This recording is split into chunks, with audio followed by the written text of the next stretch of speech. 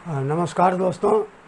मेरा नाम रमेश प्रसाद स्निग्ध है और आज चाइल्ड साइकोलॉजी एंड पेडागोजी में एक नई कड़ी के साथ हम आपके साथ मिल रहे हैं।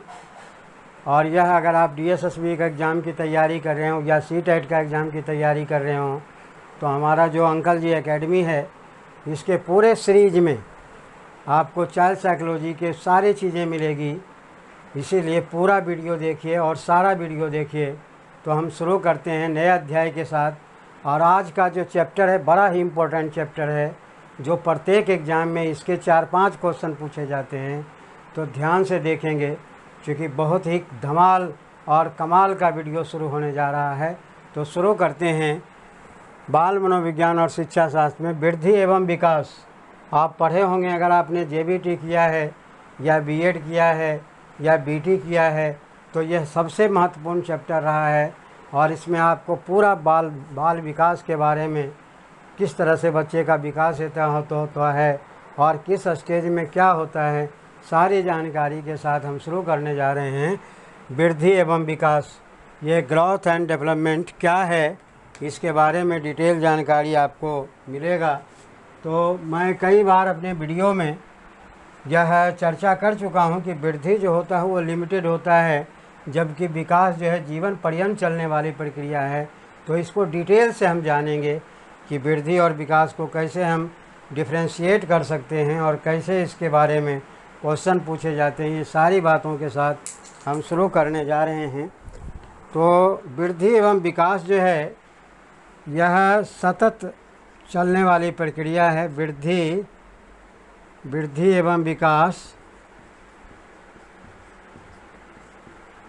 वृद्धि एवं विकास सतत का मतलब होता है कंटिन्यू, सतत चलने वाली प्रक्रिया है। प्रक्रिया का मतलब प्रोसेस होता है जो असहाय शिशु को, जो असहाय शिशु को प्रौढ़ अवस्था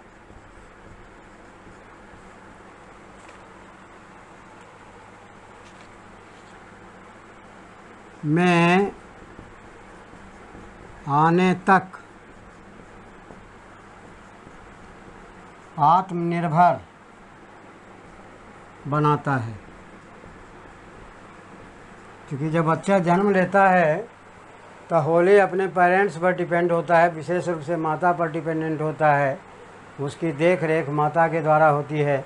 धीरे धीरे बच्चा बड़ा होता है, उसके बाद पेरेंट्स का, पिता का सहयोग होता है, दादा दादी का सहयोग होता है और समाज के पड़ोसियों के लोगों के द्वारा उसको सहयोग मिलता है।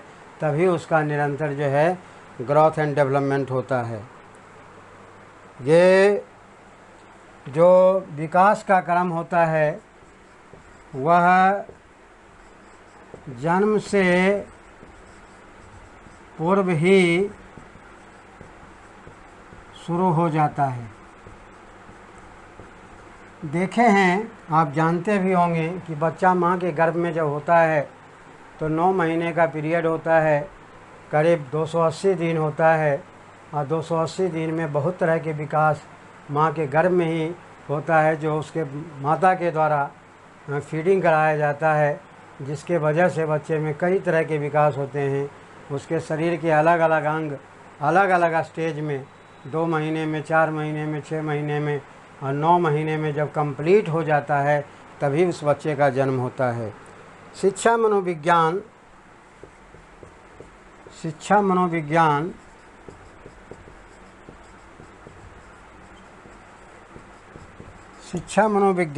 बालक के विकास की विभिन्न अवस्थाओं, बालक के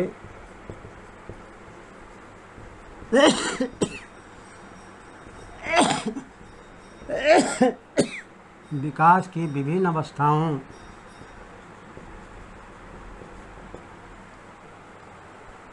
तथा उनमें होने वाले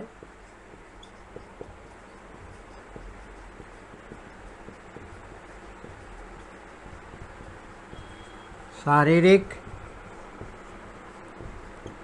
मानसिक,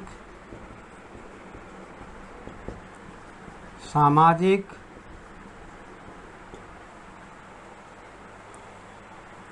संवेगात्मक, जिसको इमोशनल कहा जाता है, एवं नैतिक विकास का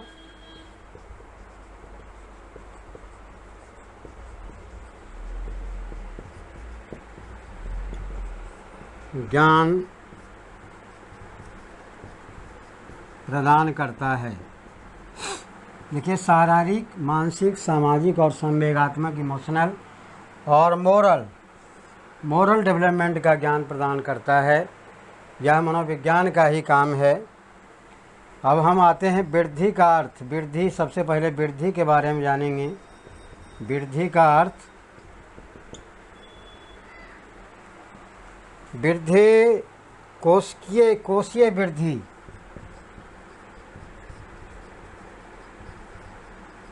जिसको इंग्लिश में कहा जाता है सेलुलर मल्टीप्लिकेशन।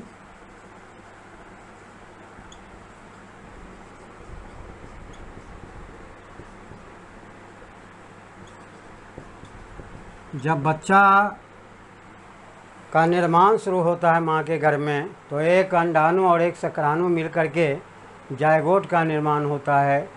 तो दोनों सेल्स जब आपस में मिलते हैं, उसके अंदर जो क्रोमोजोम होते हैं, फिर धीरे धीरे विकास की प्रक्रिया होती है। फिर अर्धसूत्री विभाजन होता है, समसूत्री विभाजन होता है। फिर एक कोशिका से अनेक कोशिकाओं का निर्माण, करोड़ों कोशिका का निर्माण होता है।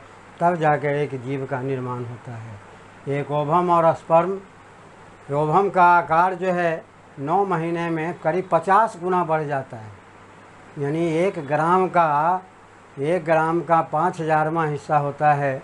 और वह धीरे धीरे बढ़ करके बच्चा जब जन्म लेता है तो बच्चे का वज़न लगभग 3 किलो होता है। 6 से 8 पाउंड के करीब होता है। 1 पाउंड में 400 ग्राम होता है। यह क्वेश्चन भी कभी कभी पूछा जाता है कि बच्चे का जब जन्म लेता है तो उसका वज़न कितना होता है। तो बॉयज़ का वज़न जनरली गर्ल्स से ज़्यादा होता है। तो उसका 6 से 8 पाउंड, जो नॉर्मल चाइल्ड है उसका वज़न, तो 6 से 8 पाउंड का मतलब 2.5 से 3.5 किलो के बीच में अगर बच्चा जन्म लेता है तो वह नॉर्मल चाइल्ड है। उसमें जो है उस बच्चे में माल न्यूट्रिशन नहीं, कुपोषण का शिकार नहीं है, यानी अंडर वेट बच्चा नहीं है। लेकिन उससे कम होता है तो अंडर वेट माना जाता है, और उससे ज़्यादा होता है तो वह ओवर वेट माना जाता है। इसलिए बच्चा, एक जो सामान्य बच्चा है उसका वज़न 2.5 से 3 किलोग्राम होना चाहिए। तो ये कोशीय वृद्धि जो होती है, कोशीय वृद्धि से है जो मात्रात्मक होती है। यह वृद्धि मात्रात्मक होती है, क्वांटिटेटिव होती है। मात्रात्मक, जिसको इंग्लिश में क्वांटिटेटिव कहा जाता है, क्वांटिटेटिव होती है। आकार, लंबाई और वजन के द्वारा, आकार, लंबाई व वजन के द्वारा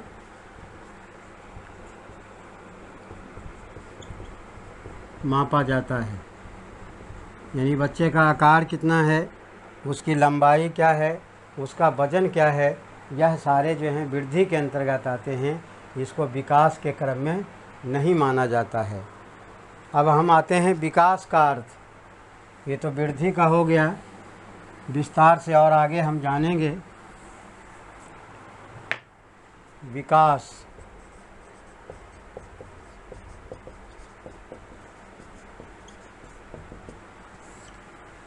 विकास एक, ये जो है व्यापक है, व्यापक शब्द है ये, जिसमें नवीन क्षमताएं प्रकट होती है, जिसमें नवीन क्षमताएं प्रकट होती है। वृद्धि का संबंध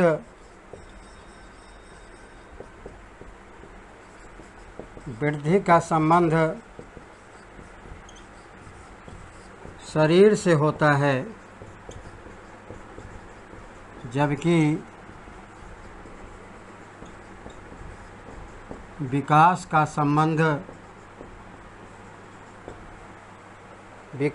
संबंध समस्त कार्यों से होता है। आपको विकास और वृद्धि में अंतर समझ में आ रहा होगा। यानी अगर किसी में सामाजिक डेवलपमेंट होता है या मानसिक डेवलपमेंट होता है या मोरल डेवलपमेंट होता है या इमोशनल डेवलपमेंट होता है, तो यह डेवलपमेंट है, विकास है, वृद्धि नहीं है। वृद्धि का संबंध समस्त शरीर के समस्त अंगों से होता है। वृद्धि का संबंध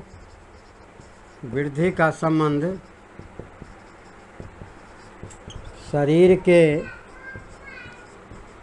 समस्त अंगों से होता है, जबकि विकास का संबंध मात्रात्मक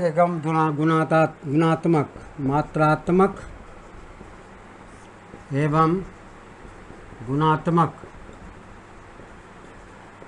दोनों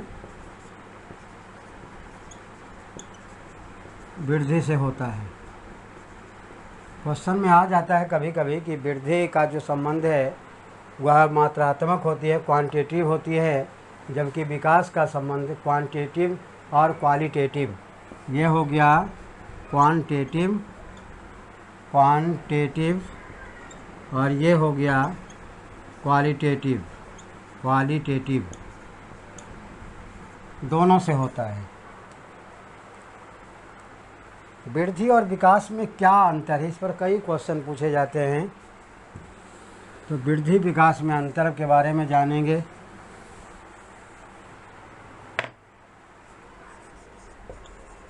वृद्धि एवं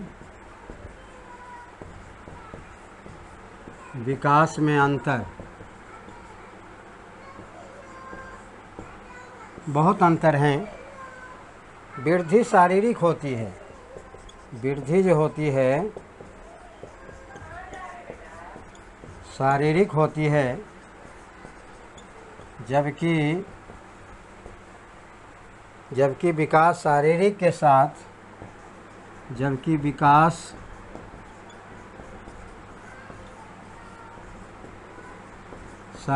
के साथ मानसिक,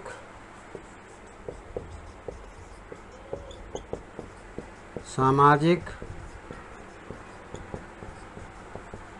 संवेगात्मक एवं नैतिक होती है। देखिए, वृद्धि और विकास में आपको अंतर पता चल रहा होगा। वृद्धि एक निश्चित सीमा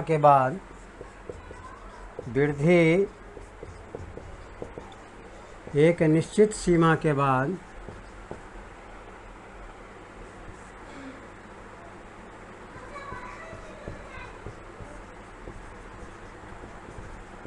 समाप्त हो जाती है,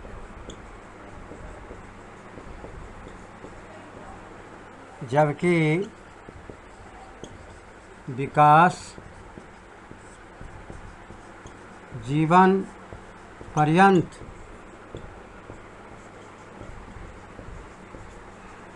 चलने वाली प्रक्रिया है।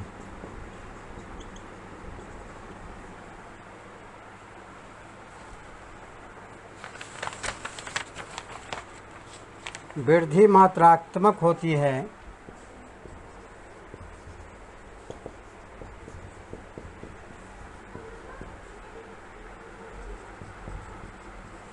जबकि विकास गुणात्मक होती है।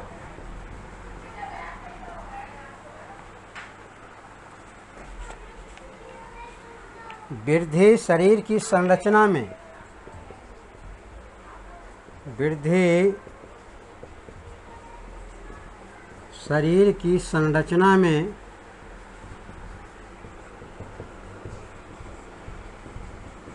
परिवर्तन लाता है,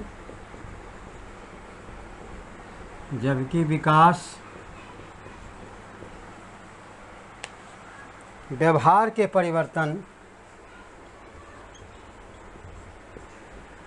व्यवहार में परिवर्तन लाता है। इसीलिए शिक्षा मनोविज्ञान में व्यवहार, जे.बी. वाटसन ने व्यवहारवाद का सिद्धांत दिया था, और आज वर्तमान समय में शिक्षा मनोविज्ञान व्यवहार का विज्ञान कहा जाता है, क्योंकि व्यवहार में परिवर्तन ही विकास होना है, और व्यवहार में परिवर्तन लर्निंग के द्वारा होता है, अधिगम के द्वारा होता है। इसीलिए शिक्षा मनोविज्ञान में इसका बड़ा महत्व है। वृद्धि जैविक क्रिया है। वृद्धि जो है, वृद्धि जैविक क्रिया है, जबकि विकास जैविक एवं पर्यावरणीय, जैविक एवं पर्यावरणीय दोनों है।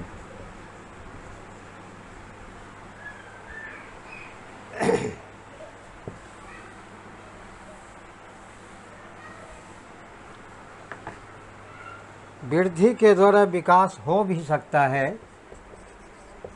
वृद्धि के द्वारा विकास हो भी सकता है। अब जैसे बच्चा एक जन्म लेता है, तो छोटा बच्चा जब नियोनेट होता है, नवजात शिशु होता है, 2 साल तक बच्चे में छोटी छोटी शब्द को वो बोल पाता है। लेकिन बच्चा जैसे बड़ा होता है, 4 साल का होता है, 6 साल का होता है, तो बर्ड पावर उसके बढ़ जाते हैं, सोचने समझने की शक्ति बढ़ जाती है, तर्क करने की शक्ति बढ़ जाती है, चिंतन मूर्त और अमूर्त दोनों बातों के बारे में वह सोचने लग जाता है। तो कहीं न कहीं वृद्धि होती है, तो विकास भी उससे जुड़ा हुआ है। तो वृद्धि के द्वारा विकास भी हो सकती है, वृद्धि के द्वारा विकास भी हो सकती है, विकास भी हो सकता है, एवं विकास नहीं भी हो सकता है, नहीं भी हो सकता है। दोनों बातें हो सकती है। वृद्धि जो है विकास का अंश है। वृद्धि विकास का अंश है, क्योंकि विकास जो होता है वो व्यापक होता है, और वृद्धि एक लिमिटेशन होती है उसकी। तो वृद्धि और विकास में ये सारे महत्वपूर्ण अंतर हैं, जिसके बारे में हमने आपको चर्चा किया। और वृद्धि और विकास के कुछ सिद्धांत हैं, जिनको अलग अलग मनोवैज्ञानिकों ने वो सिद्धांत दिया है, सभी के बारे में हम चर्चा करेंगे।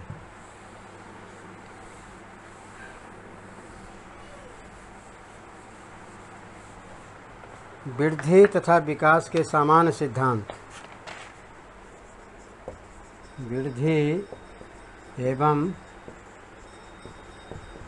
विकास के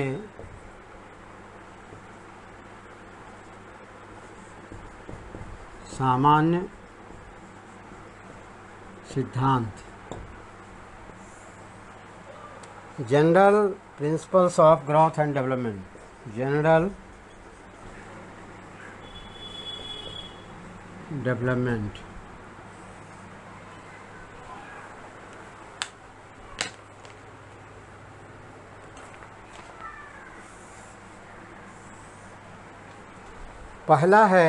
पहला जो आपका सिद्धांत है, निरंतरता का सिद्धांत। निरंतरता का सिद्धांत। निरंतरता का मतलब होता है कंटिन्यूटी से है, यानी principle of continuity. Principle of continuity. क्या है निरंतरता का सिद्धांत? विकास निरंतर चलने वाली प्रक्रिया है। विकास निरंतर चलने वाली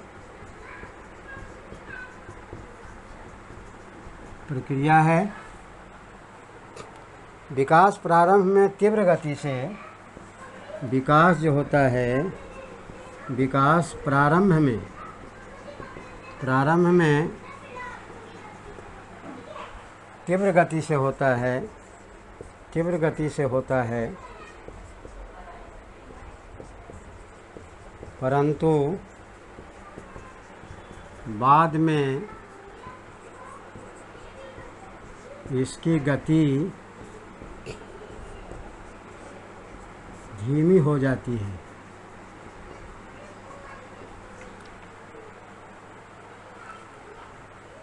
नंबर दो है व्यक्तिगतता का सिद्धांत। व्यक्तिगतता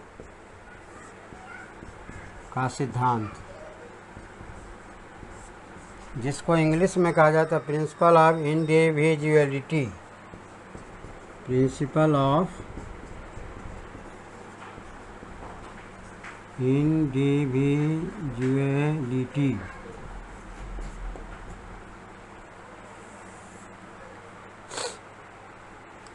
प्रत्येक व्यक्ति का जो विकास होता है वह एक जैसा नहीं होता है, भिन्न होता है।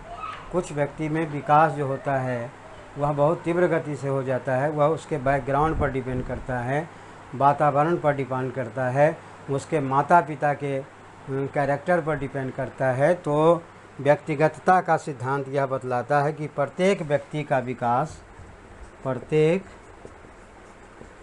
व्यक्ति का विकास अपने तरह का अथवा भिन्न होता है, अपने तरह का अथवा भिन्न होता है। तीसरा है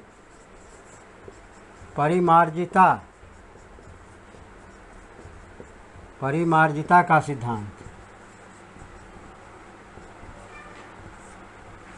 इसको इंग्लिश में कहा जाता है principle of modifiability. Principle of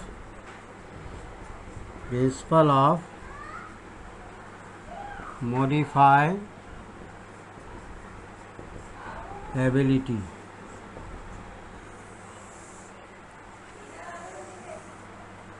इसमें क्या होता है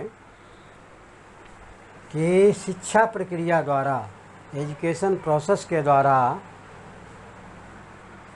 बच्चे के विकास में जो चेंजेज आता है वह परिमार्जिता के सिद्धांत को शो करता है, यानी मॉडिफाइड होता है। जब एक आदमी पढ़ा लिखा है, एक आदमी अनपढ़ है, तो दोनों के विकास की जो प्रक्रिया होगी वो अलग होगी।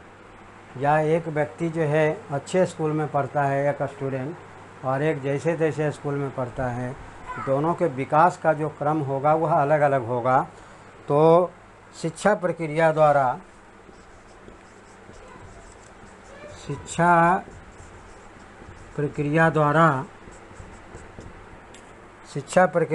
दिशा एवं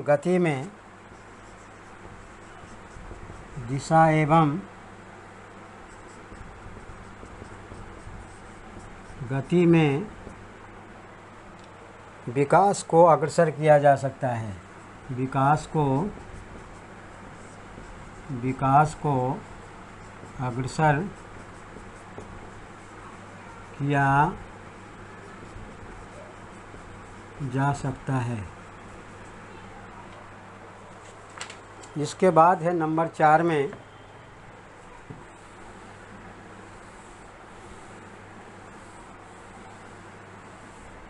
नंबर 4 है निश्चित एवं पूर्ण कथनीय प्रतिरूपण का सिद्धांत। निश्चित एवं पूर्ण कथनीय निरूपण का सिद्धांत,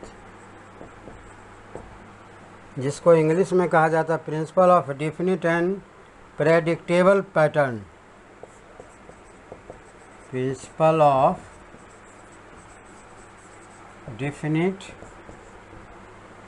एंड प्रेडिक्टेबल पैटर्न।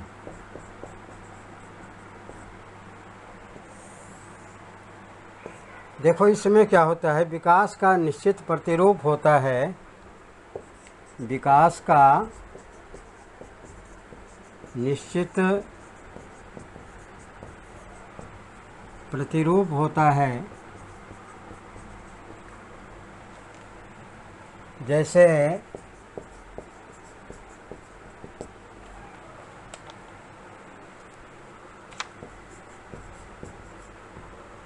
मस्तकाधोमुखी, जिसको इंग्लिश में कहा जाता है सेफेलोकॉडल। देखिए हमारे ब्रेन में पार्ट होता है, सेरिबेलम होता है, सेरिबेलर हेमिस्फीयर होता है, डाइनसेफलन होता है, तो उसी का ये है मस्तकाधोमुखी, जिसको कहा जाता है निश्चित एवं पूर्ण कथनीय निरूपण का सिद्धांत प्रेडिक्टेबल होता है। जन्म के पूर्व एवं जन्म के बाद भी, जन्म के पूर्व एवं जन्म के बाद भी यह प्रक्रिया चलती रहती है।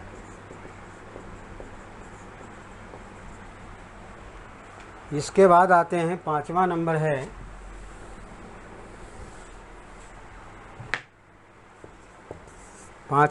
है समान प्रतिमान का सिद्धांत।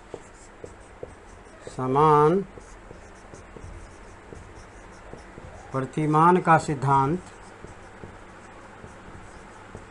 जिसको इंग्लिश में कहा जाता है principle of uniform pattern. Principle of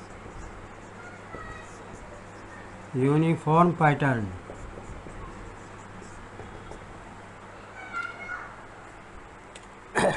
संसार में सभी बच्चे का जो विकास का क्रम होता है वह एक जैसा होता है, यानी माँ के गर्भ में बच्चा का जो विकास होता है वह एक जैसा होता है, बशर्ते कि वह माँ स्वस्थ हो और किसी तरह का उसके दिमाग में टेंशन नहीं हो, किसी तरह की कोई बीमारी नहीं हो।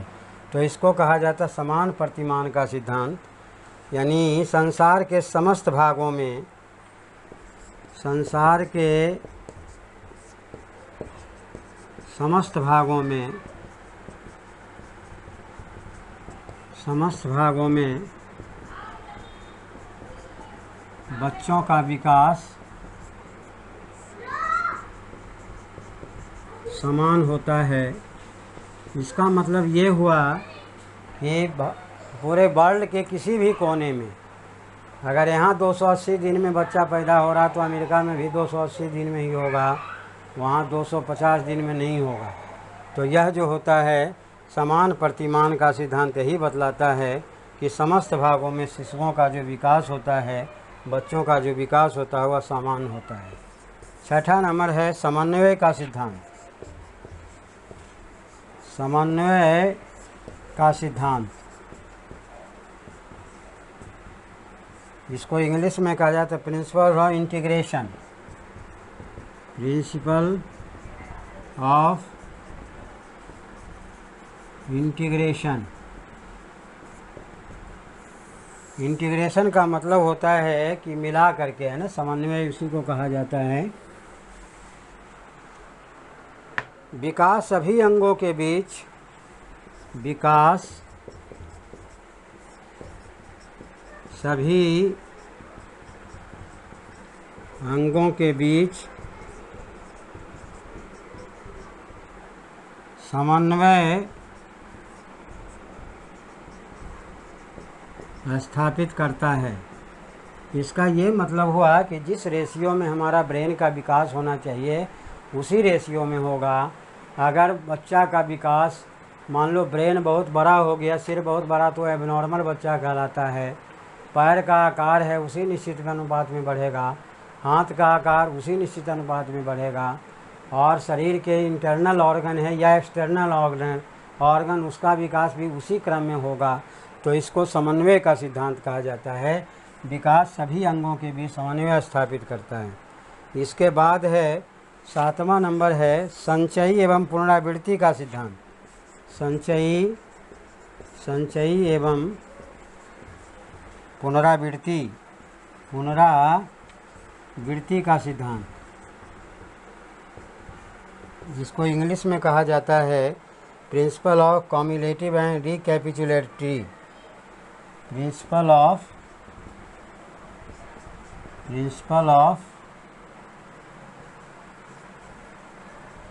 Cumulative and recapitulatory development.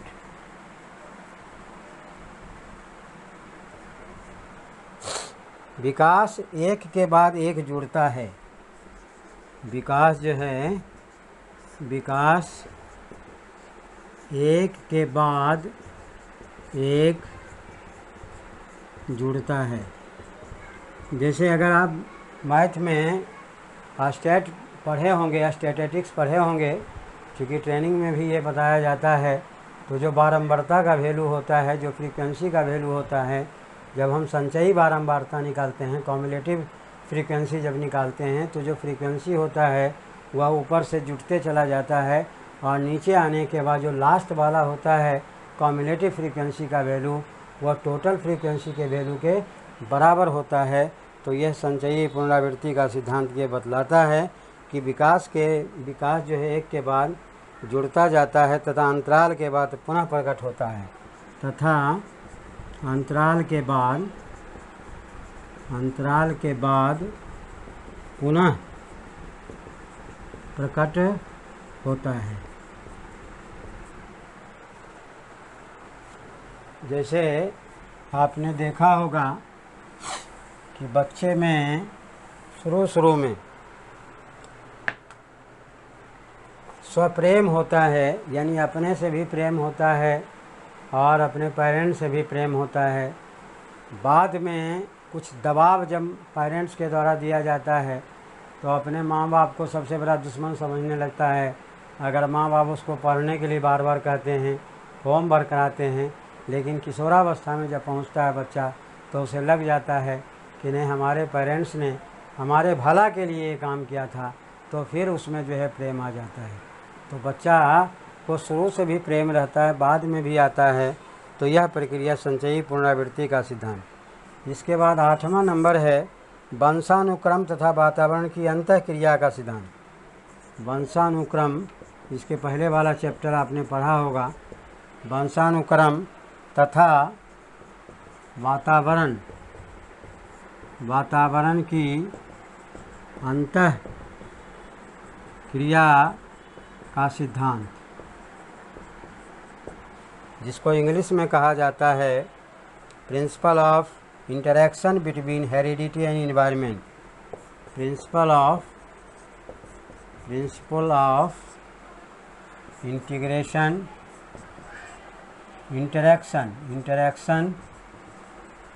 Between heredity and environment.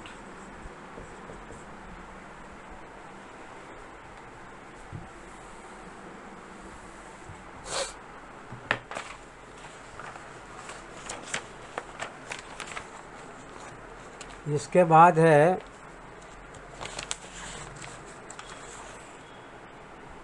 ये वंशानुक्रम वातावरण की अंतःक्रिया के सिद्धांत, यानी यह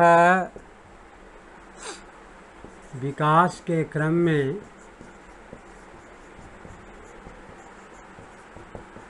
अहम भूमिका अदा करती है ना। जैसे वंशानुक्रम वातावरण, यानी बच्चे का जो जन्म होता है तो वंशानुक्रम से माता पिता के कैरेक्टर, लेकिन उसके बाद वातावरण का बहुत इफेक्ट पड़ता है उन बच्चों पर। और वातावरण और वंशानुक्रम दोनों अगर अनुकूल होती है तो बच्चे का विकास जो है तीव्र गति से होता है और पूर्ण विकास होता है। उसका सोशल डेवलपमेंट भी होता है उसका इमोशनल डेवलपमेंट भी होता है, उसका मेंटल डेवलपमेंट भी होता है और उसका फिजिकल डेवलपमेंट भी होता है। तो यह है आठवां। नौवां सिद्धांत है, नौवां जो सिद्धांत है चक्राकार प्रगति का सिद्धांत। चक्राकार प्रगति का सिद्धांत। चक्राकार प्रगति का सिद्धांत, जिसको इंग्लिश में कहा जाता है प्रिंसिपल ऑफ स्पाइरल एडवांसमेंट।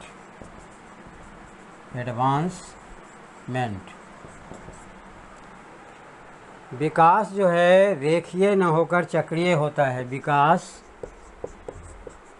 रेखीय न होकर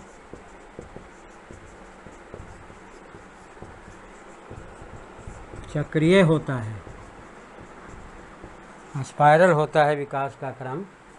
देखिए किस तरह से होता है। कभी कभी डायग्राम पर बेस क्वेश्चन पूछा जाता है। विकास मंद, तीव्र तथा शिथिल भी हो सकता है। विकास मंद, तीव्र तथा शिथिल भी हो सकता है। देखिए इस तरह से चलता है।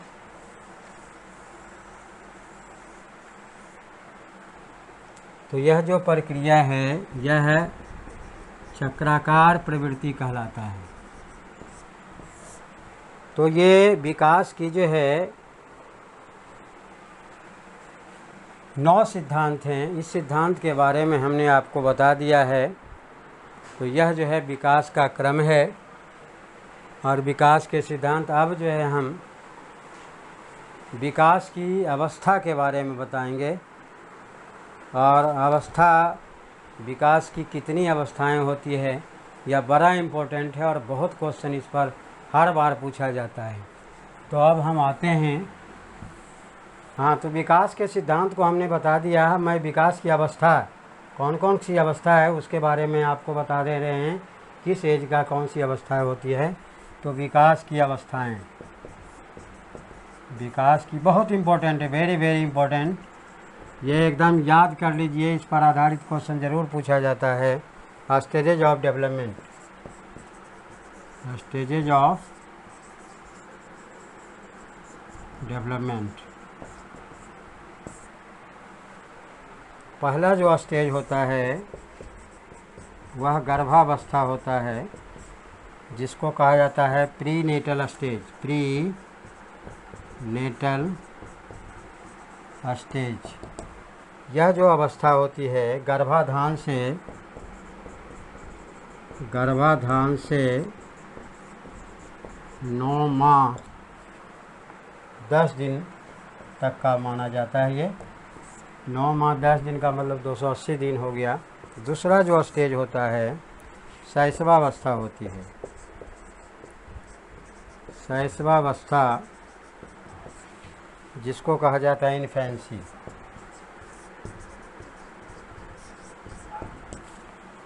यह जो है जन्म से 2 वर्ष तक की स्टेज होती है। जन्म से 2 वर्ष तक की होती है। नंबर तीसरा है बाल्यावस्था। बाल्यावस्था का जो स्टेज होता है, जिसको चाइल्डहुड कहा जाता है, यह जो स्टेज होता है 2 वर्ष से 12 वर्ष, 2 वर्ष से 12 वर्ष तक की होती है। नंबर 4 है किशोरावस्था।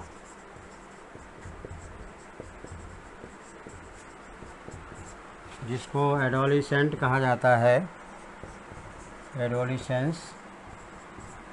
यह जो स्टेज होता है 12 वर्ष से 18 वर्ष तक की स्टेज होती है ये।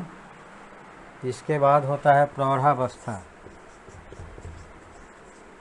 प्रौढ़ावस्था, जिसको एडल्टहुड कहा जाता है, यह जो स्टेज होता है 18 वर्ष से